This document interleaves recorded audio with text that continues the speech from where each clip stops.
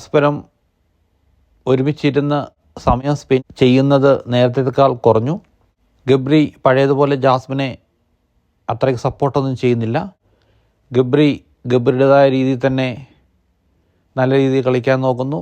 Jasmine ഇപ്പോഴും ചെറിയ രീതിയിൽ ഉടായ്പ രീതിയിലൊക്കെയാണ് ഗെയിം മുന്നോട്ട് കൊണ്ടുപോകുന്നത്.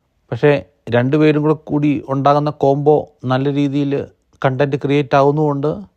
അത് കൂടുതൽ ആൾക്കാർ കാണുന്നുമുണ്ട്. പല ആൾക്കാരും പറയും ഇവർ തമ്മിലുള്ള കോംബോ ഞങ്ങൾക്ക് ഒട്ടും ഇഷ്ടമില്ലെന്ന്. പക്ഷേ ഇവരൊക്കെ ആയിരിക്കും ഏറ്റവും കൂടുതൽ വോട്ട് ചെയ്യുന്നതും സപ്പോർട്ട് ചെയ്യുന്നതും. കാരണം ഇതുപോലത്തെ ഒരു റിയാലിറ്റി ഷോ ഒക്കെ ആകുമ്പോഴത്തേനും എന്തേലും ഇച്ചിരി വെറൈറ്റി ടോപ്പിക്ക് ഒക്കെ വന്നാലേ കണ്ടിരിക്കാൻ രസമുള്ളൂ. എന്തായാലും നമുക്ക് കാത്തിരുന്ന് തന്നെ കാണാം ഇവർ തമ്മിലുള്ള കോംബോ അടിച്ച് പിരിയുമോ അതോ കൂട്ടായിട്ട് തന്നെ മുന്നോട്ട് പോയിട്ട് ഈ ഷോയുടെ അവസാനം വരെ നിൽക്കുമോ.